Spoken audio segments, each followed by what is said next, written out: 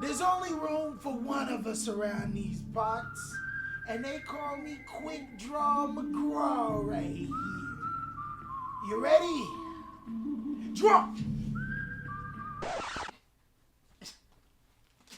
Ow, ow, ow, ow, ow, it pulled my hair. It pulled my hair, and that hurts. Also, hi. What's going on with y'all, big dog? And it is an amazing day for Yu-Gi-Oh! I hope that your day, phenomenal. But if it isn't, don't let what happened at the beginning of your day ruin the rest of your day. With Duelist Nexus coming out introducing so many crazy strategies for Yu-Gi-Oh! I thought it was time that we go over, you know, another tier list, my guy. And as your favorite tier list guy, I gotta hit you with another one. In today's tier list, I will be going over what I think are the most powerful decks in the entire game. All the way down to our favorite, oh no, what are you doing, baby? Seriously, my friend, it's a real challenge to play these strategies. The other three tiers are pretty self-explanatory, but allow me to go over them. Can compete means exactly what it means. These decks can compete. Mad potential means that there's something that made it real good. And experimental means we just may need a little bit more work before vaulting back to the top. Or it can be just like that thing you did at Bandcamp. It should never be mentioned again. Ever again. So the criteria for this tier list is simple, my friend. I will be going over these strategies and letting you know how powerful I think they are. There is no way anyone can be 100% accurate, especially when the set just drops, but it will be really fun to go over this a little bit later and see what I get right and what I get wrong on another tier list. Let's go ahead and first start off with Altergiest. This deck got mad support. The deck? Support. Holy God, Oreos and milk? I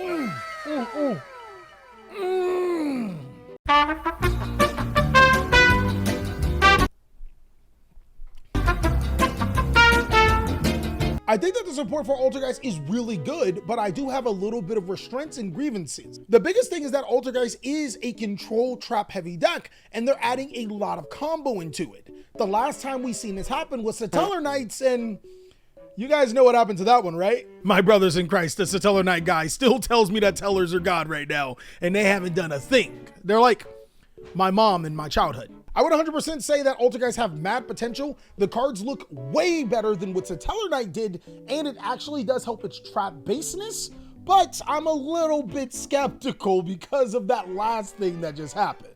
Oh my God, these are good. Branded got zero direct support from the set. Thank God, oh my God, no more, please kill it. But players have been experimenting with the new Chimera Illusion cards because they're fusion based. Branded.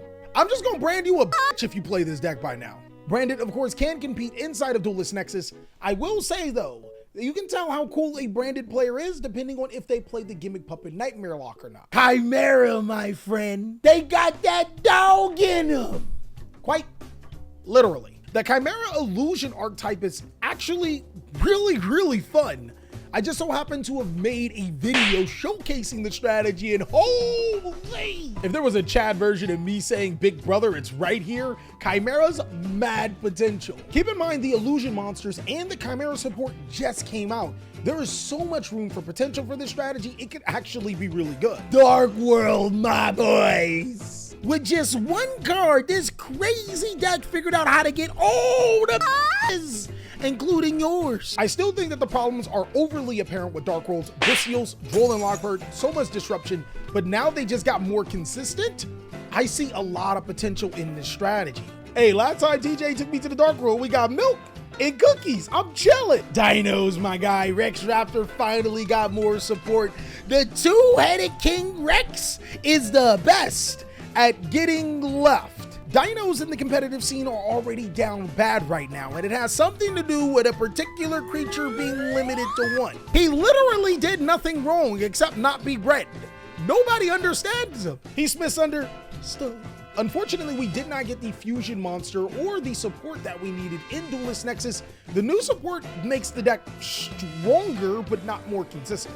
Dragons 100%, probably forever, will always be a deck that can compete. Kind of like how you be competing with your stepchild for your partner's attention, this deck will always be competing in Yu-Gi-Oh! The craziest thing that you have to keep in mind is that every single time a set release, Dragons accidentally get support, and this one's no different. Drytron actually got a new Yu-Gi-Oh! Card. It's crazy. There are some things that I absolutely love about Drytron. The first one is that they look cool. I can never co-sign being locked by a Vanity's Ruler or a Magician of Black Chaos, my guy. But I will admit, it worked. I would 100% say Drytron is experimental. It didn't get more consistent like Dark World and still has some similar weaknesses that can completely destroy the deck. Plus, I would say the way that things are going, Joel and Lockbird may be a mandatory card to main. My guys, you know how I feel about the Fur Hire. Donner Mommer? Holy Mommer Jommer. I have a new saying that I've been talking with my editors. If it has a tail, it's probably getting nailed. Fur Hire is a deck that 100% can compete. There's no way to hell. And you're being separated from everything with a tail. Why? Why I gotta be separated from everything with a tail? Hell. I heard the devil was a female and she got a tail. Fur Hire actually does get support. Secret support with the new Softener card that can actually help diversify the Fur Hire strategy, as well as provide another form of disruption through your runic cards. Gold Pride unfortunately did not get more support. We got a new strategy in Testina, but I still think that Gold Pride is underrated, underslept, and has a ton of Yu-Gi-Oh! Potential. One thing I will say about the deck is that it doesn't move forward with Duelist Nexus, but that's okay. Not every strategy needs to move forward. This deck is still really, really powerful. It may take a backseat to some other strategies right now. I would easily rank the new Infernoble cards. Holy! My guys, have you seen the new Infernoble monster? Look at her! Just off of that alone, my guy, it's already and can compete. I'm really stuck at where I should put Infernoble because it's a very new strategy coming into the TCG. It still does have the same weaknesses as some of the other combo strategies, but this deck can actually break boards and make some crazy boards too.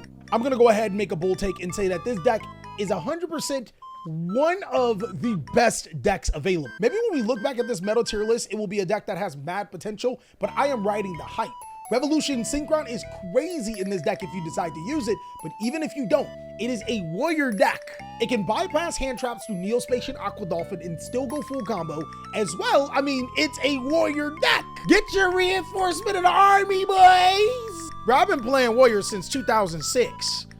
Kashtira, hands down, did not get anything, but unfortunately, Kashtira Riceheart is just a really busted Yu-Gi-Oh card. It's like they made Mass Hero Darklaw an X-Seed monster. That's exactly what it feels like. One thing that I've noticed about trap-heavy decks is that it's a little bit harder for them to compete when it is a lot of combo decks inside of the meta. I would still say that this deck is one of the better decks in the game, still can compete, but seeing that we have a couple of combo decks that are crazy right now, I don't think it's as powerful. Magic Key got some support. It's criminally disrespectful how Magic Key gets support. No disrespect to the Magic Key players, all four of you, before some of the other archetypes that could use support that are just this close from being competitive. Let me know down below in the comment section, what do you think those archetypes are, big dog? Magic Key is 100% a real challenge. The new card is nice, but I could see the Magic Key monster being used for other decks before it makes Magic Key extremely good. Monadium gets some ridiculously new cards with mainline support as well as not so mainline support. Take, for example, Visas Amoraterra is actually an incredibly good Yu-Gi-Oh card, but then there's also Crimson Dragon. My guy, with this card, they can make Hot Red, Dragon Archfiend, King Calamity, Big Dick, lock your opponent monster from ever using the game. Almost as busted as True King Calamities. Don't even bother playing Yu-Gi-Oh because it's that ridiculous and protect it from you stopping it.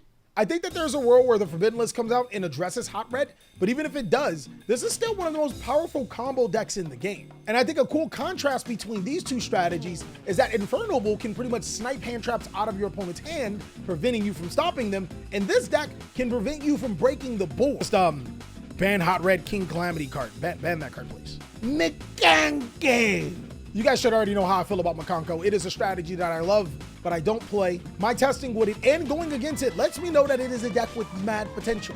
I think that this deck is a lot better in a combo format that we're starting to approach to. You can make whatever board that you want to. I'm just gonna Lava Golem you, Kaiju you, and then make a Makanko and OTK you.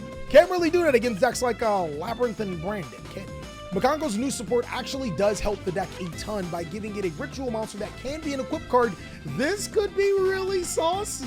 Nermlia.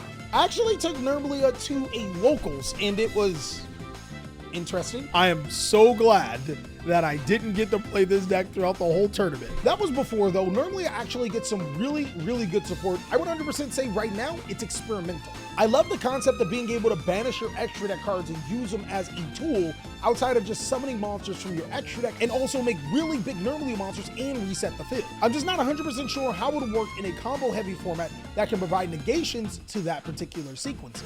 Pearly is the only cat deck to exclusively have that dog in it. And the reason why I say that is because for the longest I thought this deck was dogs. Pearly getting Pearly New York makes it one of the best decks available. This is a deck that was already doing really good at the World Championship. Now the kitty cats just get fat stacks. Plus the new support, milk, cookies. I'm gonna enjoy this.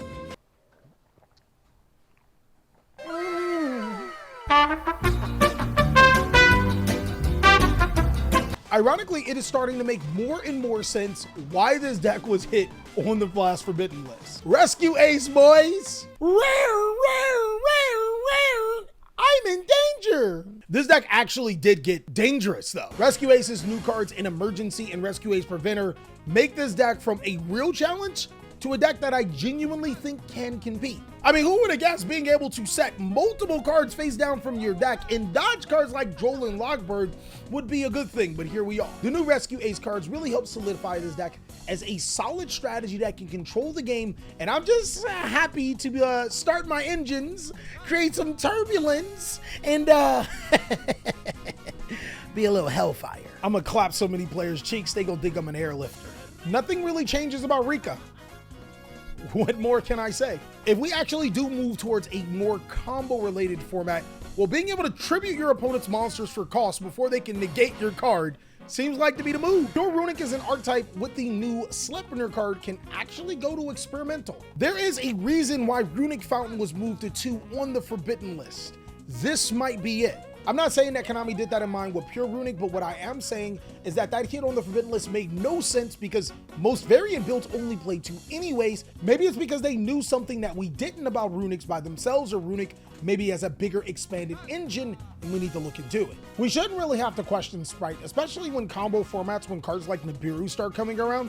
This deck 100% can compete in those formats. I mean, Sprite ain't no strawberry milk or anything, but it's a cool drink. Super Heavy Samurais, my guy. The big jokey boys. The good thing about Super Heavy Samurai is that it got 2 cards. It has a new Super Heavy Samurai monster, and it also has Revolution Synchron, which helps greatly. The bad thing about Super Heavy Samurai is that I find it hard to say that it's better as a combo deck than Infernal Knights or Manadium. I would say 100% experimental. And the reason why is because, just like I stated before, both Infernal and Manadium have some sort of protection against hand traps or board breakers.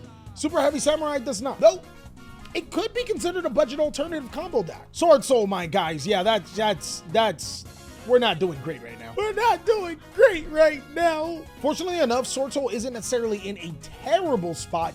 It's just the problem with Sword Soul is that hand traps aren't necessarily as strong as you would want them to be. That means that slowing our opponent's best combos down is really hard to do, and that's what makes Sword Soul a little bit weaker as a strategy, but still a very good one. Maybe we still consider some other methods to make Sword Soul a going second word breaker take yo bitch deck?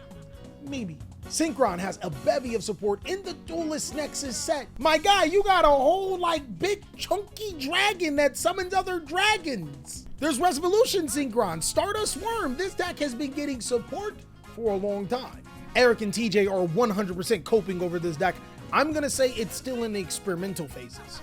It's doing pretty good in the OCG last time I checked, but this ain't the OCG.